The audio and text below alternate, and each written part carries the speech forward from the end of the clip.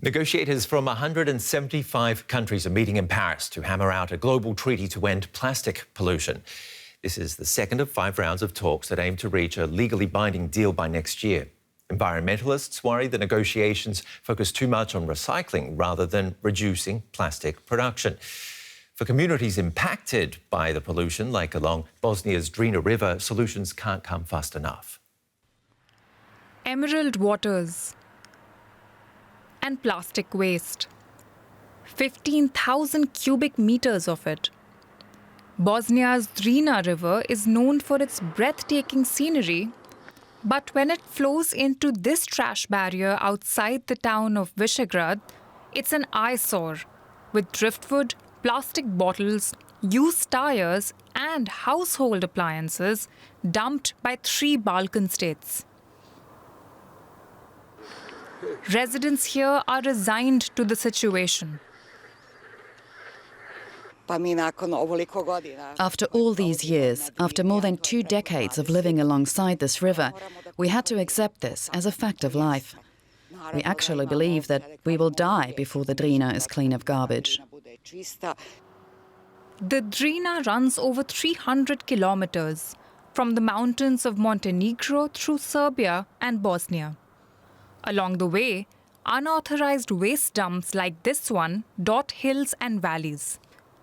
Poor trash disposal systems in all 3 countries means much of the waste ends up here. And a trash barrier installed by a Bosnian hydroelectric plant puts it all on display. Locals want the government to take action. Environment ministers from the Balkan states have met every 6 months. But environmentalists are frustrated by the lack of progress, and time is running out. Our landfill, where we've been dumping garbage for years, is at 90% capacity. So the question now is what will happen next year when we again face the influx of thousands of cubic meters of waste. Bosnian authorities lay the blame for the problem and lack of solutions on upstream nations. For residents here, the lack of action simply means their beautiful river also doubles as a regional waste dump.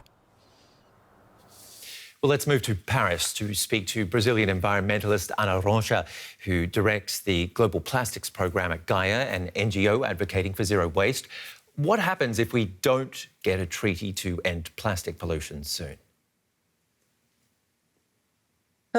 I think we need to remember that plastic is everywhere. If you think about the tallest mountain or the very deep of any ocean, the seas, plastic is everywhere. Plastic is in our bodies. Plastic is in the food that we eat. Plastics are in the food that our children eat and in our children's body. And so ending plastic pollution is extremely important for us to be able to solve this problem and to actually give the future generations and ourselves the opportunity to live a healthy life. So what stood out to you at the talks over the past few days? During these negotiations, I think there are 2 things that really stand out. One is the fact that we have actually plastic-producing countries, which are also oil-producing countries, using mechanisms, procedural mechanisms to basically delay the negotiations, and in many ways trying to create a system in which each and every country in the room would actually have a veto power at the end. And so basically, if we decide at some point to make a decision that is really important, that could really impact plastic pollution, any country in the room could have the ability to veto that and to not allow that to happen. That's obviously a problem, and it has been something that we have been trying to advocate against.